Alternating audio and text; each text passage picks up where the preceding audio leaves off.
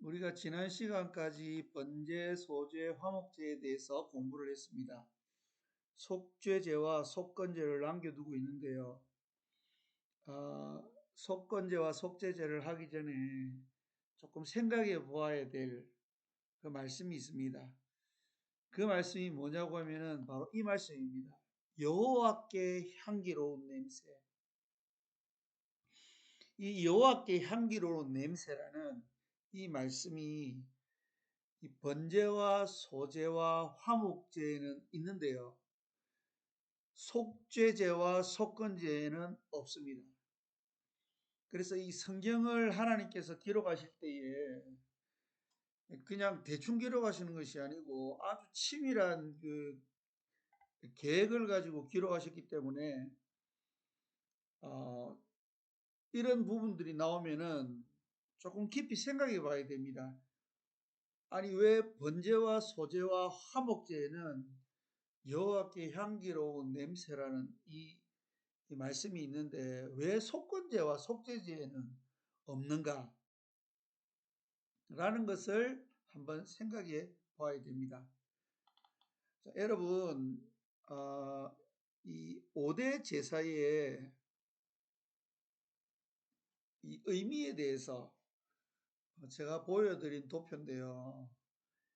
이 레위기서 전반부는 어떻게 하나님께로 나아가서 하나님을 만날 수 있는가? 그리고 그 하나님에 대해서 깊이 이해할 수 있는가에 대한 내용이 적힌 게 이 레위기서 전반부고요. 그래서 5대 제사를 연구하면은 그 부분들에 대한 인사이트를 얻을 수 있습니다. 그리고 뒷부분은 이제 하나님과 어떻게 동행하는가라는 의미를 우리에게 알려주는 부분이 레위기서 뒷부분입니다. 그래서 이 5대 제사를 보면은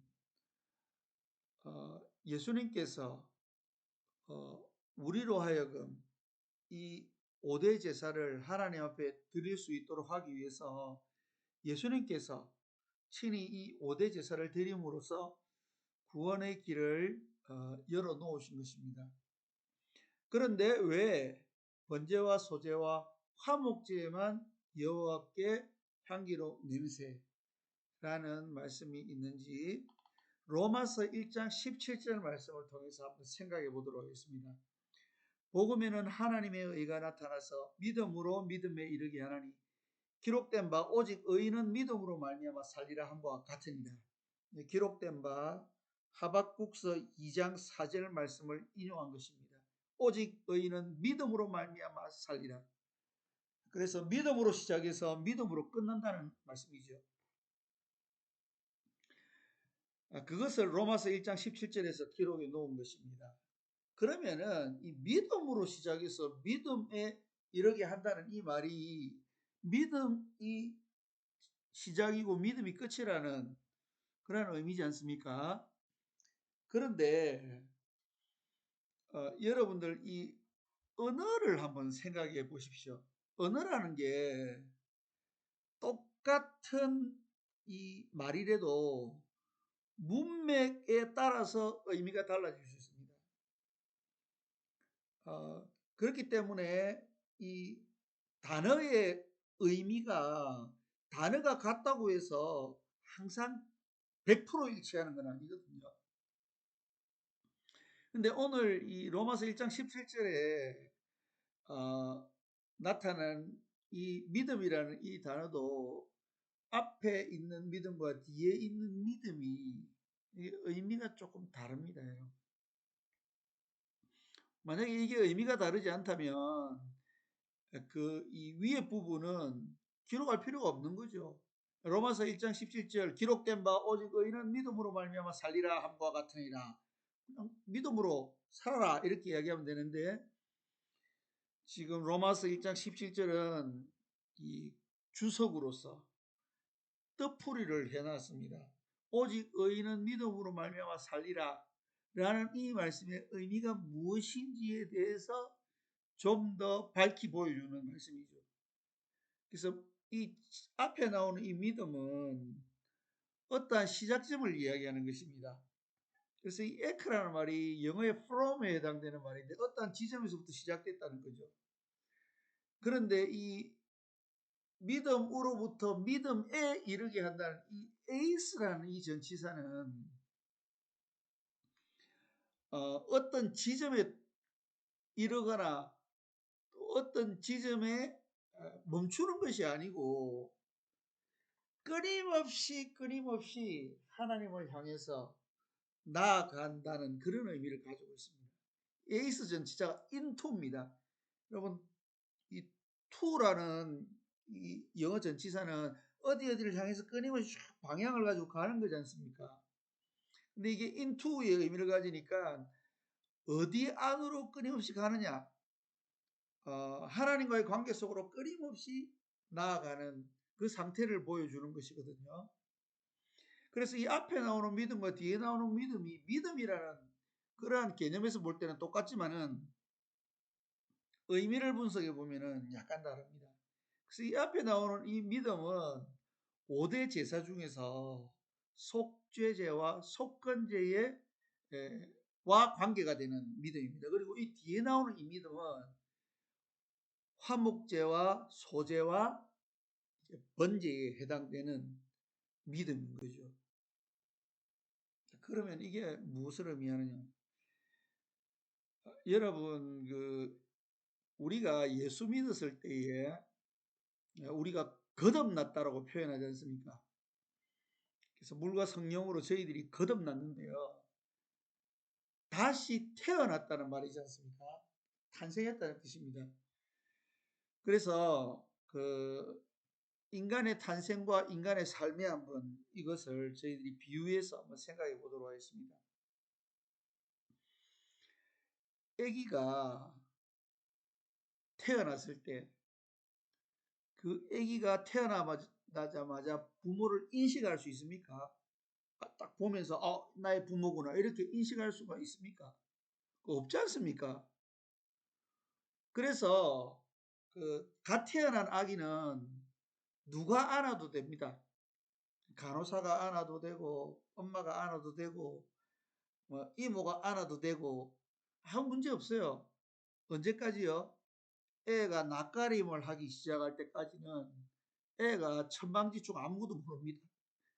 그런데 이제 낯가림이 시작되면 엄마를 인식할 때부터는 이제 아무나 안으면 안 되죠. 이제 엄마를 분명하게 이제 인식해 가는 과정에서 이제 그 엄마를 계속해서 알아가는 과정, 그것이 바로 뒤에 나오는 이 믿음입니다. 그래서 애가 태어났을 때는 무의식적으로 본능적으로 우유를 이렇게 빨지 않습니까? 본능적으로 직감적으로 감성적으로 이렇게 이제 부모를 엄마를 느끼는 거죠. 그러다가 이제 어떻습니까? 이제 좀 한 살이 되고 두 살이 되고 이제 엄마가 이렇게 밥도 주고 이렇게 또 때로는 자기가 잘못하면 야단도 치고 할 때에 어릴 때는 이제 모릅니다. 엄마가 왜 야단치는지. 자기 마음대로 하고 싶은데 엄마가 자꾸 제재를 가하니까 스트레스 만땅이죠. 근데 이제 철들고 결혼하면은 자 조금씩 알게 되죠. 철들지 않습니까? 바로 그 관계하는 과정이 이 뒤에 나오는 믿음이라고 말씀을 드릴 수 있습니다. 그래서 우리가 예수를 믿는다는 것은 처음에 믿는다는 것은 내 의지로 믿는 게 아니고 하나님의 전적인 은혜로 하나님이 나를 하나님의 자녀 삼아 주심으로 그렇게 내가 하나님의 자녀가 되는데요. 바로 그것을 성경에서는 믿음이라고 표현하고 있습니다.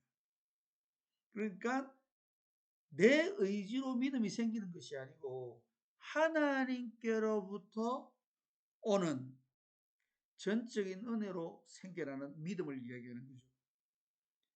그런데 이 뒤의 믿음은 하나님하고 관계를 해가면서 하나님을 더 깊이 있게 알아가다 보니까 더 신뢰가 가는 거죠. 그러한 믿음을 뒤에 나오는 믿음이라고 이야기하고 있습니다. 여러분, 이 관계를 할 때에 이 관계 속에서 이 믿음이 생기는데요. 관계 속에서는 일방적인 것은 별로 좋은 것이 아닙니다.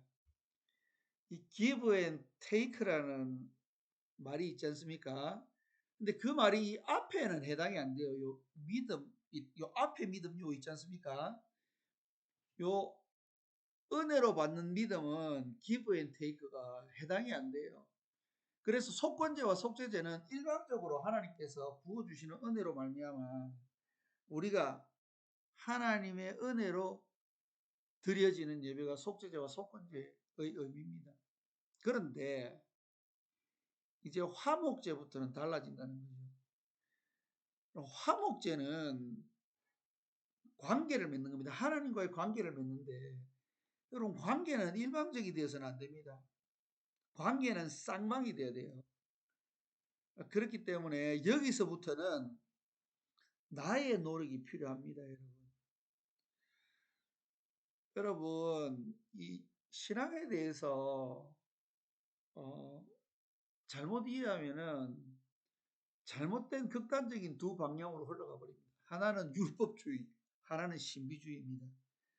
그래서 이게 이 성경적으로 신앙생활하기 위해서는 말씀을 잘 알아야 돼요. 그래서 여러분들이 지금 열심히 말씀 공부하고 있는 거지 않습니까? 로마서 1장 17절 말씀에 보면은 복음에는 하나님의 의가 나타났다라고 말씀하고 있습니다. 여러분 이 의가 뭡니까? 옳은 것입니다. 공평한 것인 겁니다. 그렇기 때문에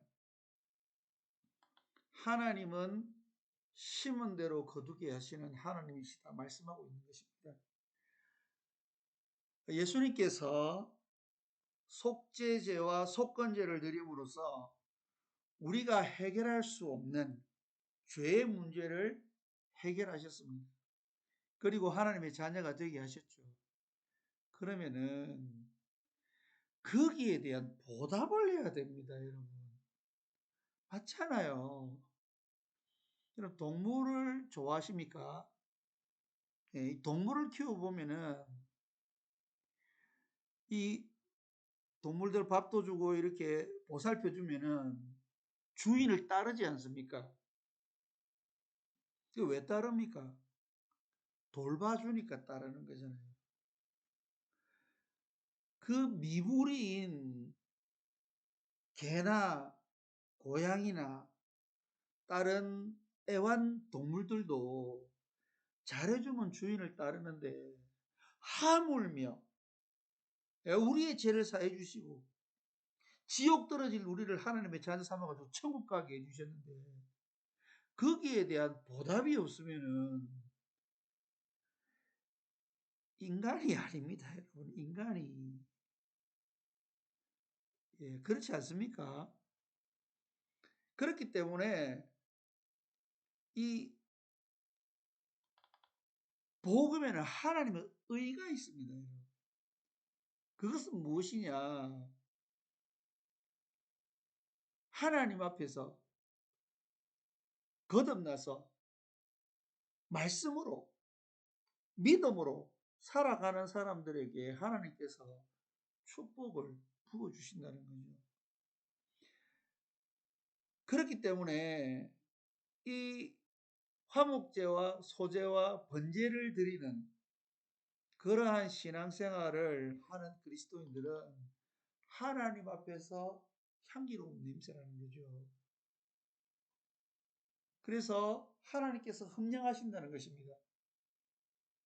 그래서 소제와 번제와 화목제의 의미를 담아서 매일 살아가는 사람들은 정말 하나님께서 흠령하시고 기뻐하시는 삶이라는 거죠.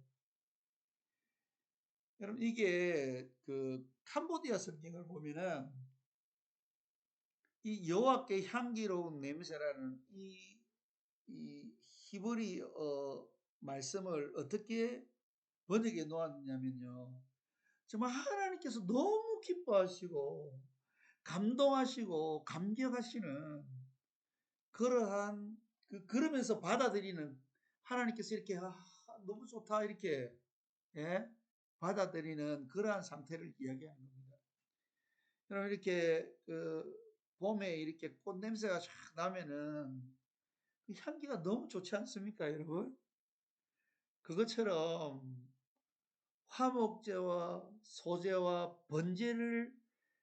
번제의 삶을 살아가는 그 기독교인의 삶은 하나님 앞에서 이 향기로운 냄새와 같이 너무나도 아름다운 삶이라는 것을 하나님께서 이 말씀을 통해서 우리에게 알려주시는 것입니다. 그래서 우리가 거저 하나님 앞에 은혜를 받고 구원을 받았습니다. 그렇다면 그 하나님의 은혜가 헛되지 않도록 하기 위해서 우리가 화목제의 삶, 소제의 삶, 번제의 삶을 하나님 앞에 드림으로써 하나님을 기쁘시게 해 드려야 되지 않겠습니까? 예.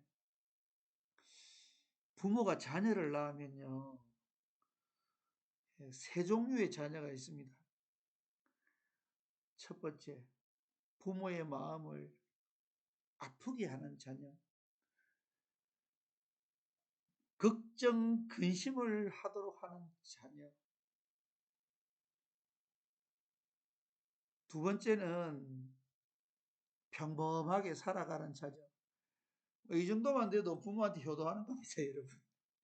그 다음에 세 번째는 정말 부모의 자랑이 되고, 부모의 기쁨이 되고, 부모를 감동시키는 그러한 자녀가 있지 않습니까? 나는 하나님 앞에 어떠한 종류의 자녀일까요?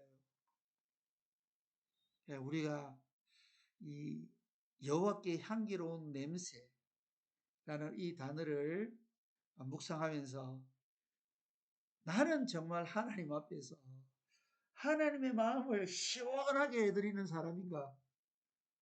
아니면은 하나님의 마음을 시원하게 해드리지도 않고 하나님의 마음을 아프시게 하지도 않는 적당하게 살아가는 그리스도인인가? 아니면 하나님의 마음을 아프게 하고 하나님의 마음을 근심케 하는 그런 그리스도인인가? 한번 생각해 보는 그런 좋은 시간이 되었으면 좋겠습니다.